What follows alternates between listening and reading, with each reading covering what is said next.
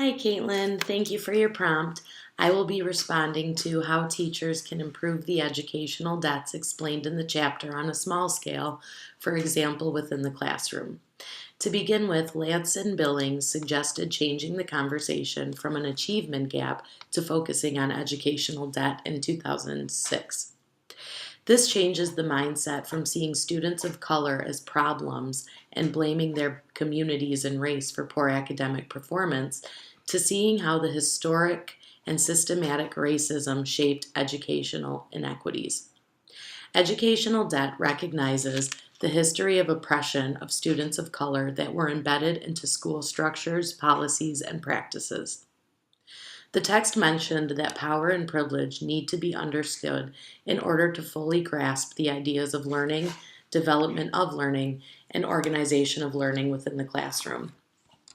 The text also mentioned that the idea of an achievement gap assumes that whites are the norm group to which all others are compared to. Similarly to granting rights to individuals with disabilities, for example, the Individuals with Disabilities Educational Act, is very similar to civil rights responses to racial minority groups.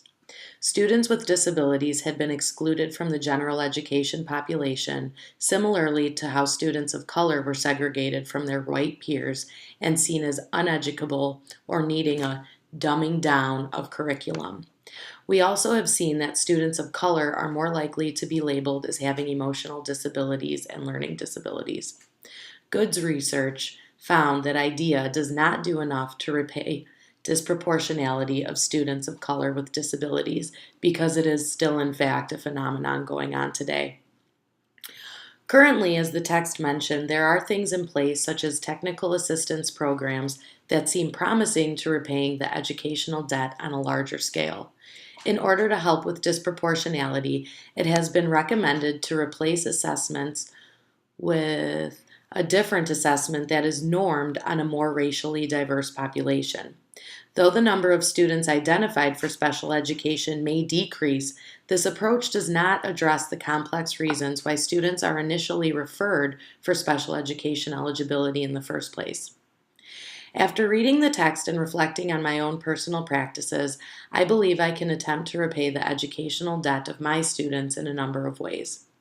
To begin with, I must continue to research the basis of educational debt and why it has been occurring. This will allow me to become more mindful of the students I have in my classroom and the history of the segregation of students of color. I also believe that I must incorporate the study of different cultures within my curriculum as opposed to having snapshot lessons of different cultures and then being done with them. We typically see this especially with Native American populations, as our third graders normally study Native Americans. It's a quick little unit and then it's done.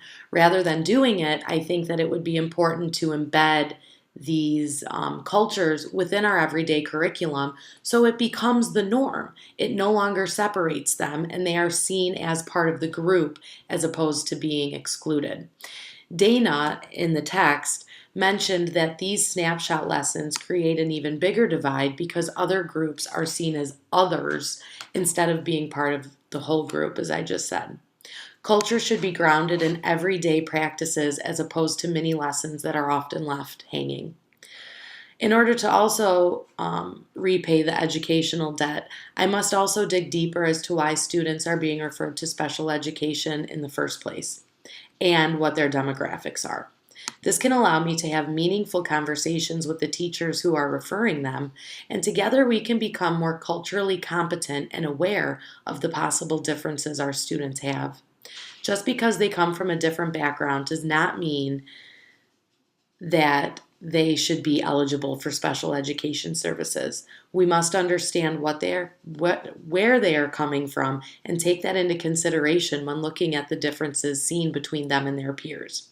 This is going to be incredibly helpful in my setting because as I stated in my last post, the demographics in my location are changing dramatically, which I have really enjoyed seeing.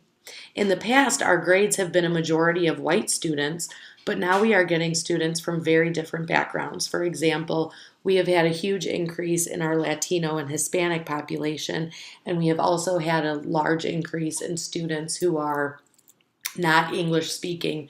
For example, our Bulgarian population has risen dramatically, as has our Polish population.